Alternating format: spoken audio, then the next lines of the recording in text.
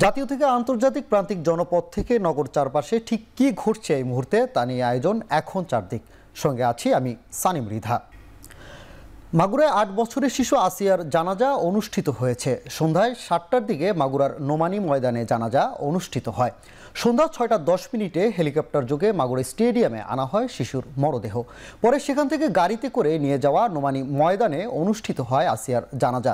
এতে অংশ নেন শিশুর স্বজন, রাজনৈতিক, শিক্ষার্থী সহ হাজারো মানুষ। পরে সেখান থেকে শিশু আসিয়ার গ্রামের বাড়ি শ্রীপুরের সোনাইকুণ্ডিতে নিয়ে যাওয়া হয় মরদেহ। সেখানে তাকে দাফনের কথা রয়েছে। এর আগে দুপুর ১টার দিকে সম্মিলিত সামরিক হাসপাতাল সিএমএইচে চিকিৎসাধীন অবস্থায় মারা যায় আসিয়া। পরে বিকেলে সেনাবাহিনীর হেলিকপ্টারে করে মাগুরায় নিয়ে আসা হয় তার মরদেহ।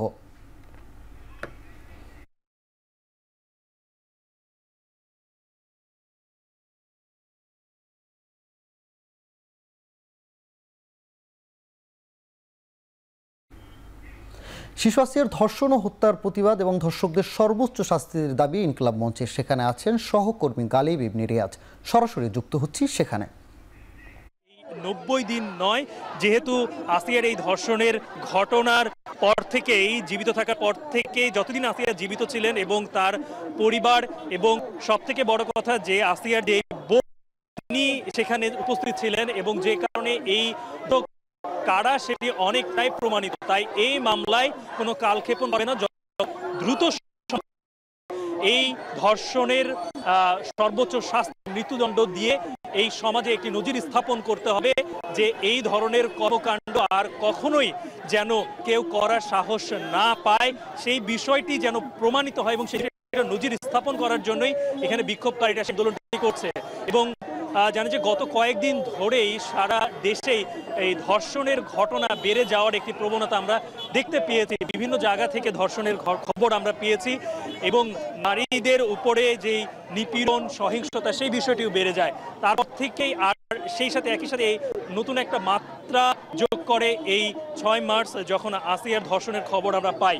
তো তখন থেকেই সারা বাংলাদেশের যারা ছাত্র জনতা রয়েছেন, বিভিন্ন পেশাজীবী মানুষেরা বিভিন্নভাবে এই ধর্ষণের প্রতিবাদ করেছে। বিশেষ করে ঢাকা বিশ্ববিদ্যালয়, যেখান থেকে যে কোনো আন্দোলনের সূচনা আমরা বলে থাকি, সেখান থেকেও এই ধর্ষণের তীব্র প্রতিবাদ এবং বিভিন্ন সময়ে আমরা মশাল মিছিল থেকে শুরু করে প্রতিদিনই এই রাজু ভাস্কর্যে বিভিন্ন ব্যানারে এই সাধারণ শিক্ষার্থীদেরকে আমরা আন্দোলন করতে দেখেছি। আজকে যখন বেলা ১টার দিকে এই শিশু আসিয়ার মৃত্যু হয়, তারপর থেকেও এই আন্দোলন আরো বেশি বেগবান হয়েছে, আরো বেশি সোচ্চার হয়েছে। এখন যেহেতু আসিয়া এই পৃথিবীতে নেই, কিন্তু তার ধর্ষকদের শাস্তি যে কোনো মূল্যে হোক সেটি করতেই হবে।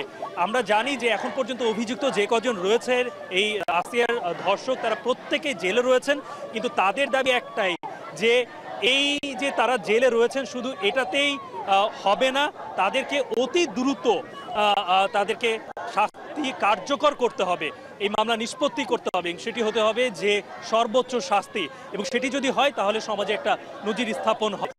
আমরা একটু যদি ঘটনার পেছনে যদি আমরা একটু কথা বলি যে কেন আজকে এই পুরো ঢাকা বিশ্ববিদ্যালয় শুরু করে সারা বাংলাদেশে ধর্ষণের বিরুদ্ধে মানুষের এই জাগরণ, এই আন্দোলনটা আসলে কেন।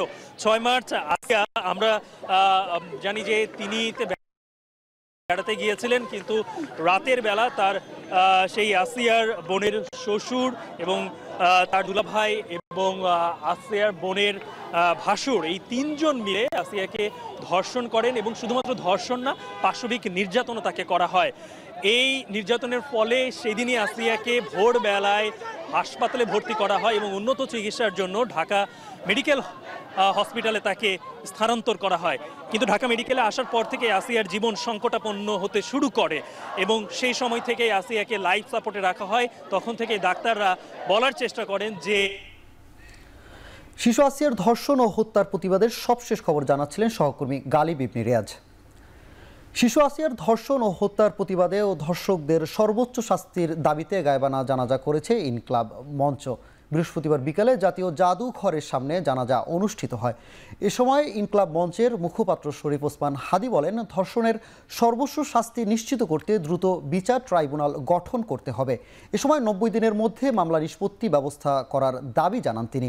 এছাড়াও আসিয়ার ধর্ষণের বিচার সহ 5 দফা দাবি আদায় না হওয়া পর্যন্ত শাহবাগে অবস্থান করবে বলেও জানায় সংগঠনটি।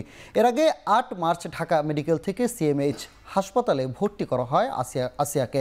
বৃহস্পতিবার দুপুরে 1টায় শিশুটি শেষ নিঃশ্বাস ত্যাগ করে।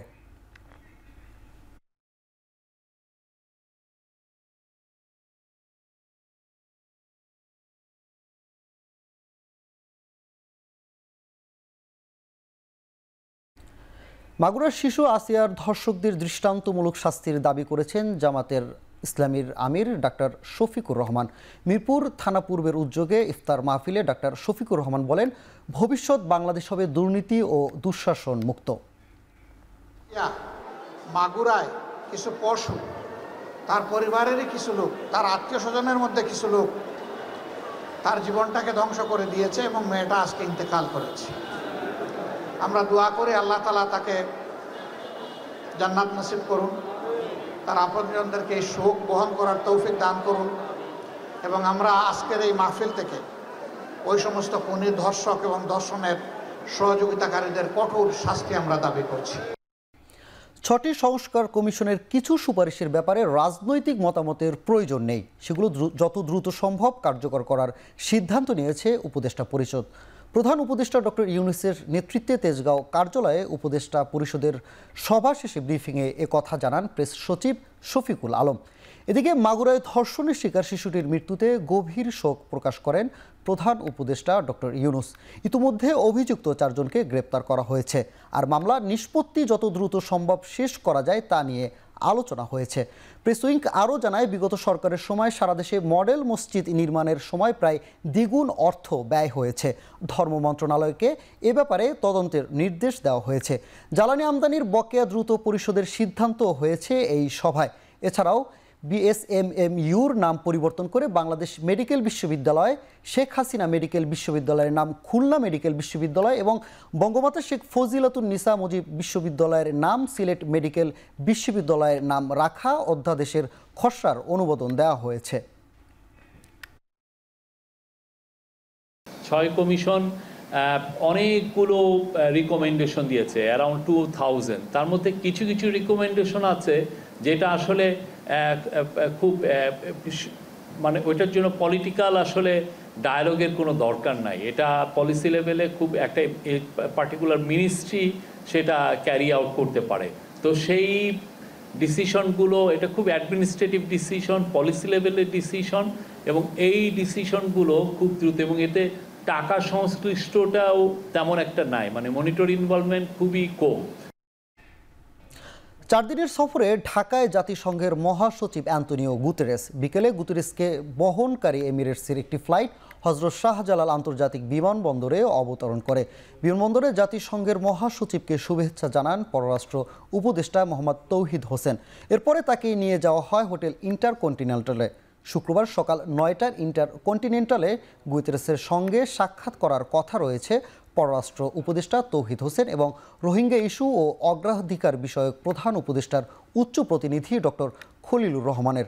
পরে জাতিসংঘ প্রধান সকাল 10টায় প্রধান উপদেষ্টার কার্যালয়ে প্রধান উপদেষ্টার ডক্টর ইউনূসের সঙ্গে দেখা করার কথা রয়েছে।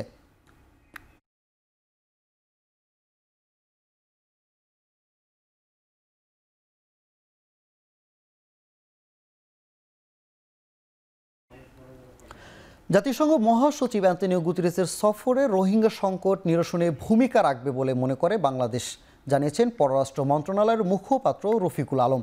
দুপুরে পররাষ্ট্র মন্ত্রণালয়ের সাপ্তাহিক ব্রিফিংয়ে এ তথ্য জানায় তিনি।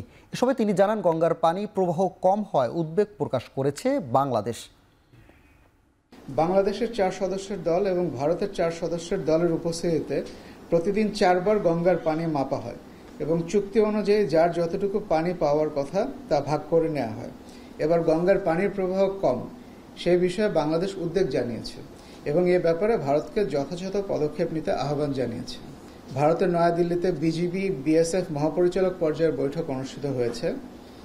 এই বৈঠকে বাংলাদেশের নাগরিকদের সীমান্ত হত্যার ঘটনা শূন্যের কোঠায় নামিয়ে আনার জন্য প্রয়োজনীয় ব্যবস্থা গ্রহণ করতে বিএসএফ মহাপরিচালকের প্রতি জোর আহ্বান জানানো হয়। সচিবালয় ও প্রধান উপদেষ্টার বাসভবন যমুনার পার্শ্ববর্তী এলাকার পর এবার শাহবাগ ও কাকরাইল মোড়েও সব ধরনের সভা সমাবেশ নিষিদ্ধ করেছে ডিএমপির কমিশনার মোহাম্মদ সাজ্জাদ আলী স্বাক্ষরিত গণবিজ্ঞপ্তিতে জানানো হয়, বৃহস্পতিবার হতে পরবর্তী নির্দেশ না দেওয়া পর্যন্ত সচিবালয় ও প্রধান উপদেষ্টার কার্যালয়ে যমুনাসহ ইন্টারকন্টিনেন্টাল মোড়, শাহবাগ মোড়, কাকরাইল মোড় ও মিন্টু রোডে সব ধরনের সভা সমাবেশ নিষিদ্ধ থাকবে। ঢাকা মেট্রোপলিটন পুলিশের আইনের ৭৬ ধারার ২৯ ধারা অনুযায়ী পরবর্তী নির্দেশ না দেওয়া পর্যন্ত এই গণবিজ্ঞপ্তি বহাল থাকবে। বিডিআর হত্যাকাণ্ডে বিস্ফোরক দ্রব্য ও নিয়ন্ত্রণ আইনের মামলায় ২৩৯ আসামির জামিন শেষ হয়েছে। এ নিয়ে রোববার আদেশ দেবে আদালত। সকালে কেরানীগঞ্জের কেন্দ্রীয় কারাগারে অস্থায়ী বিশেষ আদালতে শুনানি হয়। এদিন আদালতে সাক্ষ্য দেন অবসরপ্রাপ্ত মেজর আবু সাঈদ খান। এরপর তাকে জেরা করেন আসামি পক্ষের আইনজীবীরা। এ নিয়ে এই মামলায় সাক্ষ্য দিলেন ২৮৭ জন। পিলখানা হত্যাকাণ্ডের মামলায় ৮৩৪ জন আসামির মধ্যে এখন পর্যন্ত জামিনে মুক্তি পেয়েছেন ১৭৮ জন। শুনানি ও জামিন আদেশ ঘিরে কারাগারের প্রধান ফটকে ভিড় করেন স্বজনরা। কারাগারে থাকা জওয়ানদের জামিনের দাবিতে মানববন্ধন করেন তারা। এদিকে জামিন শুনানি বিলম্বিত হওয়ার জন্য একে অপরকে দায়ী করেন রাষ্ট্রপক্ষ ও আসামি পক্ষের আইনজীবীরা। আবু সাঈদ হত্যা মামলার সব আলামত জব্দের অনুমতি পেল আন্তর্জাতিক অপরাধ ট্রাইব্যুনালের তদন্ত সংস্থা। দুপুরে সাংবাদিকদের এ তথ্য জানান প্রসিকিউটর গাজী MH তামিম। এর আগে গত বছরের জুলাইয়ে বৈষম্য বিরোধী আন্দোলনের চলাকালে রংপুরের বেগম রোকেয়া বিশ্ববিদ্যালয়ের শিক্ষার্থী আবু সাঈদকে হত্যার ঘটনায় 4 জনকে আগামী 9 এপ্রিল আন্তর্জাতিক অপরাধ ট্রাইব্যুনালে হাজির করার নির্দেশ দেওয়া হয়, যেখানে চিফ প্রসিকিউটর তাজুল ইসলাম বলেন, আবু সাঈদের ঘটনাটির তদন্ত প্রায় শেষ হওয়ায় 9 এপ্রিলের মধ্যে তদন্ত রিপোর্ট আদালতে দাখিল করা সম্ভব হবে। এবার আন্তর্জাতিক প্রসঙ্গ। পারমাণবিক কর্মসূচি নিয়ে যুক্তরাষ্ট্রের আলোচনার প্রস্তাব প্রত্যাখ্যান করেছে ইরান। সংযুক্ত আরব আমিরাতের মাধ্যমে তেহরানকে এ বিষয়ে একটি চিঠি পাঠান মার্কিন প্রেসিডেন্ট ডোনাল্ড ট্রাম্প। ইরানের সর্বোচ্চ ধর্মীয় নেতা আয়াতুল্লাহ আল খামিনি বলেন, পারমাণবিক কর্মসূচি নিয়ে যুক্তরাষ্ট্রের আলোচনার প্রস্তাব বিশ্ব জনমতকে ধোঁকা দেওয়ার প্রচেষ্টা। সবার সঙ্গে বছরের পর বছর আলোচনার পর একটি চুক্তিতে পৌঁছায় ইরান, তবে ট্রাম্প ক্ষমতায় এসে তা বাতিল করে দেন। এমন অবস্থায় তাদের সঙ্গে পরমাণু কর্মসূচি নিয়ে কোনো ধরনের আলোচনার প্রস্তাব গ্রহণ করার প্রশ্নই ওঠে না। যদিও ট্রাম্পের চিঠিটি পড়ে দেখেননি এই ধর্মীয় নেতা ইরানের। পররাষ্ট্রমন্ত্রীর কাছে চিঠিটি হস্তান্তর করেন আমিরাতের প্রেসিডেন্টের কূটনৈতিক উপদেষ্টা।